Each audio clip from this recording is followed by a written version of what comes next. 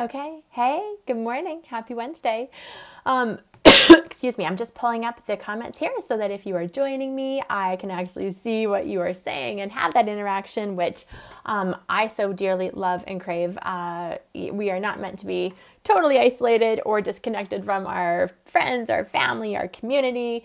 So here we go. Listen, I wanted to talk to you today about something that came up in our community call, the Weight Loss Academy's call yesterday, which was really around boundaries, ladies, and what it has to do with weight loss. So let me just lay this out for you, and then let's talk about it. So one of the things I know is that it's about the food, but it's not just about the food. If it was just about the food, it'd be so much easier to manage our weight loss progress, right? Because we would just do what we all know to do.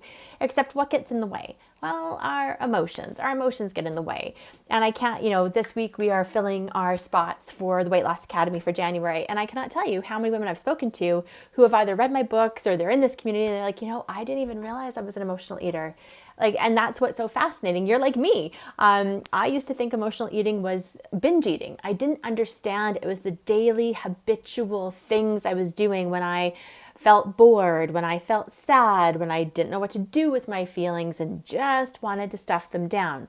So we have to understand that very much, well, for many of us, emotional eating is actually one of the biggest roots we have to excavate in order to create healthy, permanent weight loss. So let's be clear. At this time of year, there's a lot of companies going to be, throwing their stuff at you for weight loss. And if you don't see anybody talking about lasting results, permanent results, then recognize you're being sold something, right? You're being sold a product for a short-term solution. Once you stop doing that, it'll fail. So in the academy, what we talked about yesterday was, well, how does boundaries fit into all of this? And this is really important. For so many women, boundaries are considered bitchy. Boundaries are considered something that you good girls don't have a boundary. In fact, take care of other people first. And let me just grab the comments here. I see you joining me, so I'm so glad you're here. And if you are, say hi so I know who's on. So boundaries can be something that many of us either A, did not grow up in homes where our mothers modeled having boundaries. We did not grow up being taught that boundaries were what create emotional safety. We've been taught somewhat that we get to have physical boundaries, and even then, sometimes those boundaries have been crossed as well. Now, when we talk about boundaries, what happens with dieting, let's recognize this, is we can often have all or none kind of thinking. We can go to, I'm just closing something down, it's annoying. We can go to, I'm going to do whatever I want, and then I'm going to take everything away. And that kind of all or nothing, black or white, really hard boundaries, really soft boundaries, is the thinking that allows us to act like that actually comes from the dieting world. So when we think about boundaries, let's go into habits around this. A lot of us will have the habit of capitulating to somebody else. When somebody makes a request of us, we immediately go to, oh, you matter more than I do. Your wants and needs matter more than mine do. So I'm going to abandon myself to be a good woman, a good mom, a good wife, a good worker, a good whatever, and I'm going to go now and fully throw myself and take care of you. Do you see that? All or nothing. And when we do that, it can start to create, maybe you're okay doing that every now and then. You're consciously deciding. But if that is our habit, our subconscious habit to throw ourselves under the bus, then you can experience resentment building, bitterness building, frustration building, a sense of not being supported, like you don't matter, like what somebody does is more worthwhile and what you are up to is more worthless, which then factors into our own sense of self-doubt, imposter syndrome, worry, fretting, and we don't get traction. So then what do you do when you have all of those feelings? Well, they're unpleasant feelings. I mean, the thoughts, you're creating the thoughts, but living with those feelings doesn't feel good. So what do? Well, we go eat, we go drink, we go get mad. And this is tied into how we handle our feelings. We get mad, and sometimes we have no idea what to do with that anger. And I talk a lot about head hunger and heart hunger. And when we're mad, we can want to chew, like crunch, chew. It's like sometimes it even gives you a release, and then you have the shame and the guilt afterwards. So instead of, first of all, you cannot change what you're not aware of. And I find that I feel like I could write a book on boundaries and how important it is for us to learn how to not just know we need them, but make the powerful decision to set them and then hold the boundary. Hold the boundary, right? It's like if you've ever been a parent or a grandparent, maybe the child's asking you if they can have, a bag of chocolate chips at 10 p.m. or can they stay up till 10 p.m. and their bedtime's 8, and you say no, and you say no, and you say no. And no matter how many times they ask, you say, no, not tonight, you're going to go to bed. You hold the boundary. We have to learn how to hold boundaries for ourselves and communicate it with others. And what I invite you to consider doing, this is such a good habit to move yourself into at this time of year, is instead of approaching your life like all nothing, they win, you lose, need to take care of everybody else out there, need to abandon yourself, need to respect everybody else's needs and wants, you don't get to honor your own, is you want to start to bring in and both thinking. What I'm up to is important and what you're up to is important. So how are we going to make this work? What I'm doing right now is a priority in my life. So how can, I've got a thing buzzing in my ear and I just need to quit it. There we go. How can we achieve this? This is really important because here's the deal. If you are not prioritizing your own self, no one else in your life is going to do it for you. Do I need to say that again? If you are not prioritizing your own self, what you need, what you want, your commitments, then no one else will. And I used to wish for so long that somebody would just kind of swoop into my life and be like, oh, baby, you work so hard, you give so much, you're such a good woman, good mom, good this, good, you should just really take some time, take care. No one ever did it, y'all. No one. Like, I had to recognize that if I was not on my own calendar, I was never going to be paying attention to myself. And it was very uncomfortable at first. It felt very formalistic or formulaic. Why would I have to calendar myself into my day if I'm the one living my day? Well, because my habit was to give up on me and go take care. Now, what we can do is the belief can be, well, if I'm not doing that, then I'm not a good person. I'm not a good mom. I'm not a good wife. And it's like, actually, it's the reverse. Because when you are parenting, loving, living, working, volunteering from a place of resentment, bitterness, lack of energy, lack of fulfillment, lack of joy, which happens when we don't have strong boundaries, well, then you're not operating as the best, most beautiful you, happiest you, most fulfilled you anyways. And that's what the people you love are getting.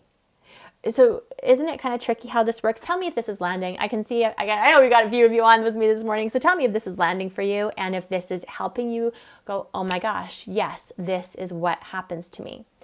So when you have commitments, I have found this over and over again. As a coach, I used to think, oh my gosh, everybody works. I'm going to clearly have to work at night so that my clients can have calls with me. And so here I was doing all this stuff during the day and I was parenting and then I was trying to coach at night when I was tired, couldn't be there for family time with my kids and I was really unhappy about it. But my belief was, well, no one's ever going to bend their schedule to work with me. Can you imagine if I kept that belief? I mean, I just can't even, and so my belief changed first. And when I started to have boundaries around my work hours, a container that I could clearly communicate, no, I'm sorry, I don't, this is when I work, I've got working hours. Other people bended to make it work because I had a container. So if you don't create those containers for yourself, people will always trample over you and it will feel like it. And here's the thing, as I was mentored by Marianne Williamson this past year, one of the things that she said so often was love has boundaries. Love says no. Love says that's enough. Are you willing to love yourself enough to create these healthy containers for you to thrive in? Because that's really what I want for you. And when you come at this from releasing yourself from all or nothing, it's either all me or all them, and you really learn how to approach things in life with a solution-focused mindset. How do we do this? How do I honor what's important to me right now? And how do you keep your commitments? And let's work together on this. And maybe this is with your partner. Maybe this is with your children. Maybe this is with your team. Maybe this is with, chances are it's going to be with somebody because we're not living in complete isolation right now. That said, if you do live alone, that can be almost the hardest thing because there is nothing that is forcing you to have containers. Right? And so that's where if we have all the time in the world, we can take all the time in the world to do nothing and get nothing done and feel stuck. So then you have to have a container and a boundary around what you do and what you're committed to. Because you're either going to be committed, I talked about this yesterday, to staying stuck, repeating the same patterns, putting yourself last, or you are going to be committed to change and to growth. And emotional energy is going to be expended both ways. The emotional energy that's being expended over here is one of frustration, failure, regret, shame, embarrassment, pissed offness, martyring, that martyr syndrome a little bit. Well, I just do so much for everybody else and no one appreciates me. And have you ever caught yourself saying anything like that? Just let me know, because I've certainly been there.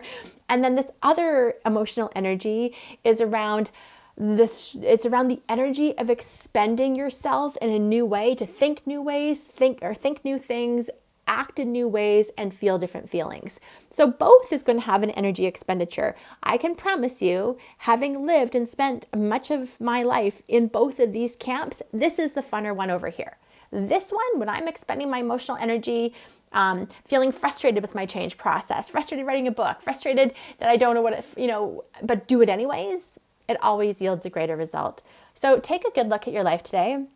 And when you have that feeling, if someone asks you of something, if you respond to everybody's needs and requests and demands like a, I don't even know what the metaphor is there, but it's got to be like something, like instant. Well, then they expect instantaneous results and answers for you. They will expect you to drop everything and run. And so change, when we create it, it is uncomfortable because they expect you to do what you've always done. And now you're going, so you have to communicate. In the past, I would have immediately said yes to this. I now need to take some time to think about it. Or, oh, yeah, you know what? That was so 2021 when I dropped everything and ran. Now, I'm sorry, this doesn't work for me. I can do it later. I can do it on Saturday. So when you get clear on what you're willing to do and what you're not willing to do and where you are willing to create sacred time for yourself, you are going to win at weight loss in a whole new way. Having boundaries and a safe container for you to grow in and thrive in and create change in is basically what paves the way. This is what we do in the Academy.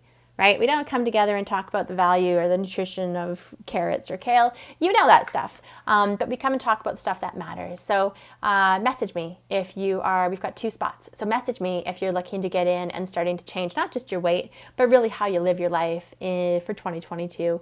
And I'll respond and we can connect. All right, ladies, have an amazing Wednesday. Always look forward to the comments, and it was fun to read the wins yesterday, so let's keep them coming. By the way, it's a good time if you have one other woman in your life that could use a little support right now, and that you have found this place to be a helpful space for you, invite her in. Kelsey and I watch those requests to join, and we respond really quickly. So let's grow this group and let's get women winning at not just weight loss, but at life in a far more powerful way than we were perhaps able to do in 2021. Okay, bye for now.